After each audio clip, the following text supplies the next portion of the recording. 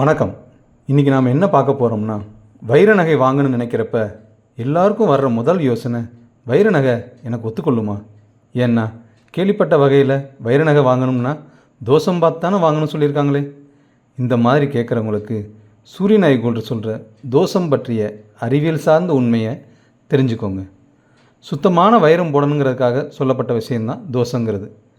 எப்படி ஒரு மார்பிள் ஒரு கல்லோ, கிரானைட் ஒரு கல்லோ, அதுபோல தான் வைரமும் இயற்கையாக உருவாகிற ஒரு கல்.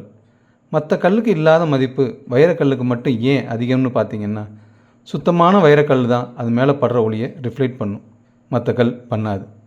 பூமிக்கு அடியில் இருக்கிற கார்பன் தான் பூமியோட ஹீட்டில் வைரமாக கன்வெர்ட் ஆகுது. அதனால தான் அது காஸ்ட்லி.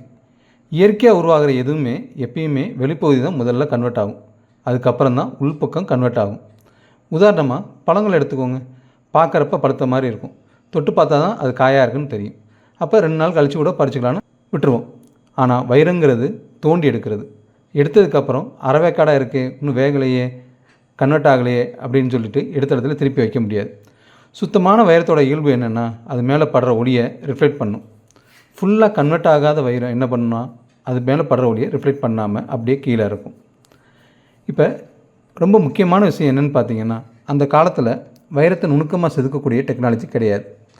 அந்த காலத்தில் நகைகளும் பெருசாக இருக்கும், அதில் பதிக்கக்கூடிய வைரமும் பெருசாக இருக்கும். இன்னும் முக்கியமான விஷயம்னா, ஒரு இடத்துல இருந்து அந்த காலத்தில் இன்னொரு இடத்துக்கு போகணும்னா நடந்து போகணும், குதிரையில் போகணும், இல்லைன்னா யானையில் தான் போகணும், வெயிலில் தான் போகிற மாதிரி இருக்கும். ஸோ முழுசாக கன்வெர்ட் ஆகாத வைரத்தை வச்ச நகையில் போட்டுட்டு போகிறப்ப அது மேலே படுற ஒளி அவங்க ஸ்கின்லேயும் படும். நம்ம உடம்புங்கிறது நரம்பு மண்டலம் தான், எல்லா நரம்பும் மூளைக்கு போகக்கூடியது. ஸோ பர்டிகுலராக ஒரே ஒரு நரம்பில் வெயில் பட்டுக்கிட்டே இருந்தால் நம்மளோட நரம்பு வீக் ஆகும், அதனால் மூளையோட செயல்பாடும் மாறும். இது எல்லாத்தையும் அந்த காலத்தில் சொல்லி புரிய வைக்க முடியாதனால தான் வைரத்தை வேண்டாம்னு சொல்லலை, தோஷம் பார்த்து வாங்கணும்னு சொல்லியிருக்காங்க. இப்போ நீங்கள் முழுசாக புரிஞ்சிருப்பீங்கன்னு நினைக்கிறேன் வைரத்தில் உள்ள தோஷத்தை பற்றி. சுத்தமான வைரம் வாங்கணுங்கிறதுக்காக சொல்லப்பட்ட விஷயம்தான் தோஷங்கிறது. சுற்றத்தாரர்களின் கண்கள் உங்கள் மேல். சூரியநாயகி கோல்டின் வைர நகைகளை அணிவதனால்